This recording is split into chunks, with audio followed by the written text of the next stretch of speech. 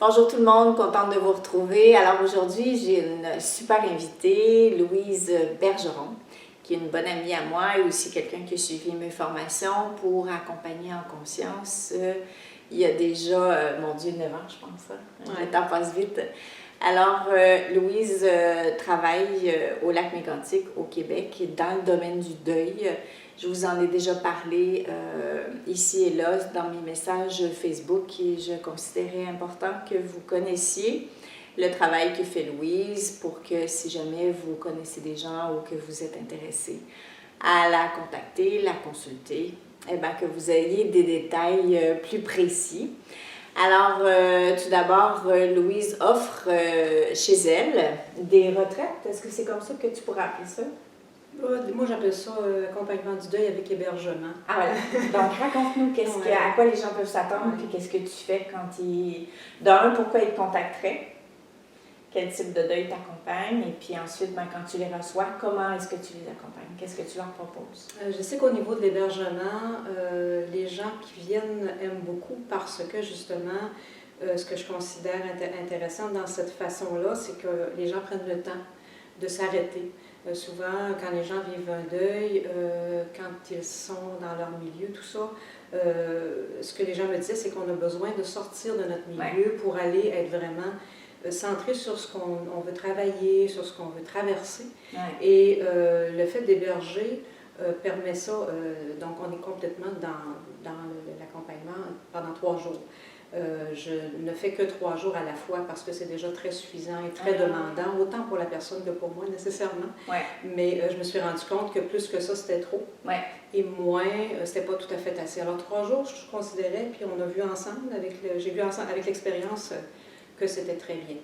Alors, quand les gens viennent en accompagnement hébergement, c'est vraiment pour permettre ça. Et en même temps, on se trouve moi je me trouve à chouchouter, donc à envelopper aussi la personne par l'écoute, c'est sûr, mais ne serait-ce que, bon, par exemple, au niveau des repas, la personne prend son repas toute seule parce que je considère que moi, ça fait partie aussi de comprendre ce qu'est le deuil, de comprendre ce qu'est de prendre soin de soi au travers du deuil. Alors, donc, ils prennent le temps de goûter, ils prennent le temps de manger, d'être présents à ce qu'ils vivent, ne serait-ce que pendant le repas. Moi, je mets toujours une petite musique d'accompagnement, tout ça.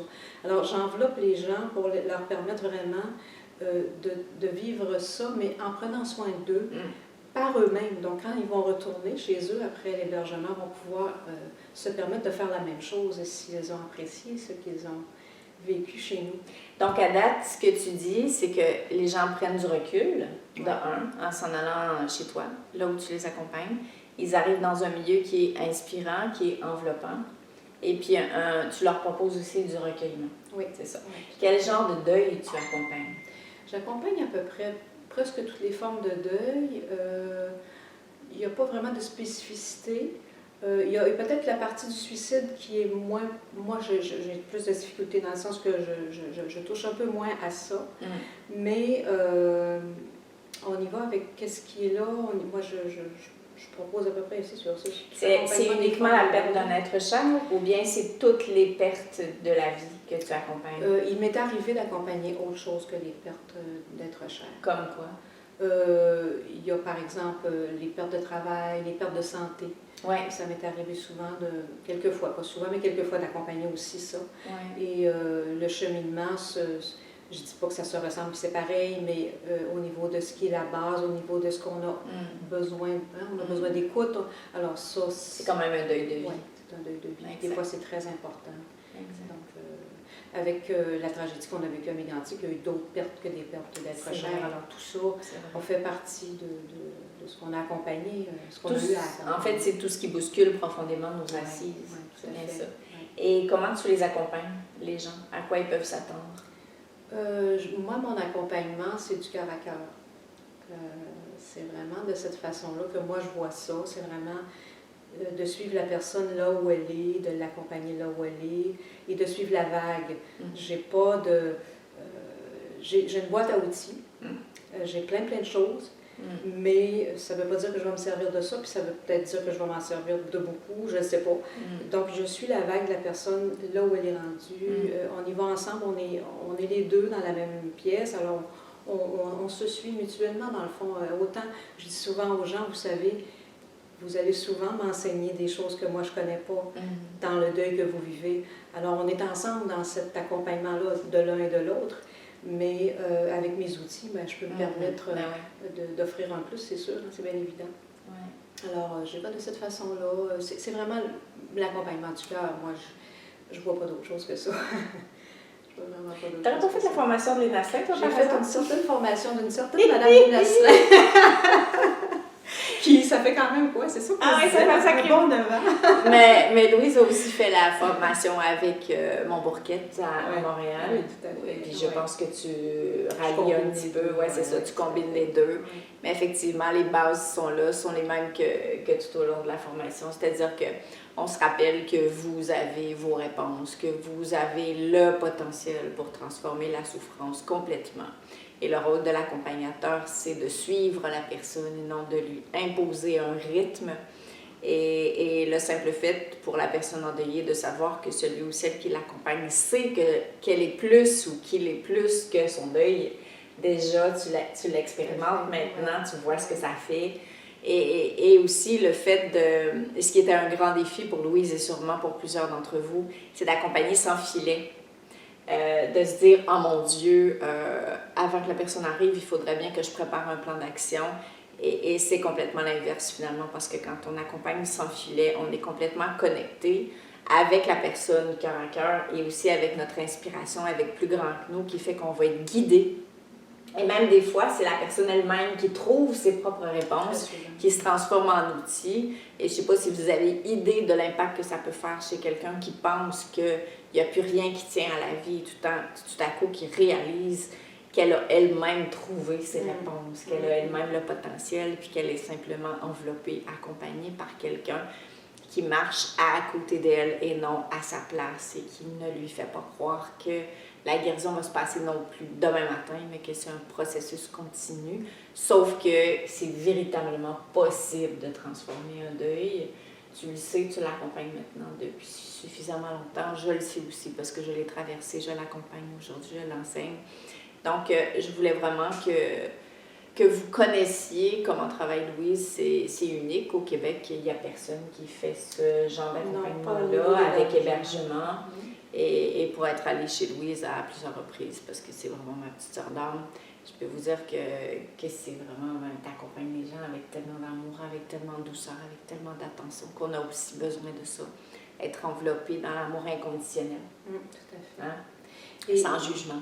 Et la nature qui participe aussi à tout ça. Parce oui, le fait que tu sois au bord de l'eau. Et ça m'amène au deuxième sujet que je voulais aborder avant de terminer cette vidéo. C'est une deuxième activité que tu proposes, que moi j'appelais les pèlerinages en montagne, mais je ne sais pas que toi, c'est un autre nom. En tout cas, raconte cette activité qui est vraiment super chouette. J'y vais, moi, avec le parcours en montagne. Tu vois. Mais c'est un parcours en montagne qui est spécifique pour les personnes endeuillées, justement, avec des étapes de réflexion. Mais on gravit vraiment une montagne qui est très, très facile, tout près de chez moi, mais mégantique. Très facile à gravir, donc on n'a pas besoin d'être très, très en forme. Et ça fait souvent partie, justement, de cet accompagnement au niveau d'hébergement. Donc, quand il y a des belles journées, dans une des journées, on peut se permettre d'aller faire ce parcours en montagne-là.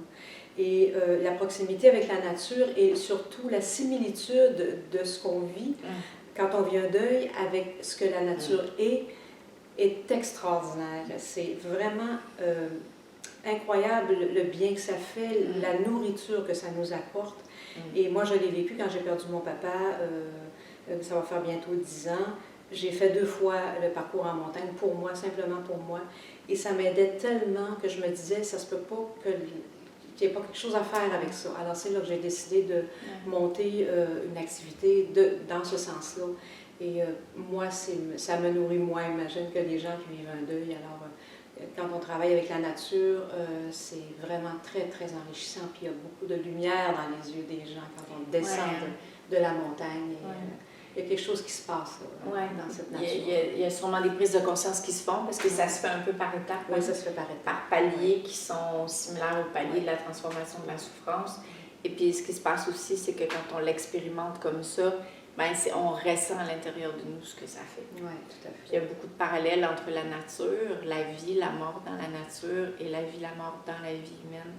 La terre, c'est aussi un moyen de s'ancrer, c'est aussi un moyen de se connecter, c'est aussi un moyen de choisir d'avancer.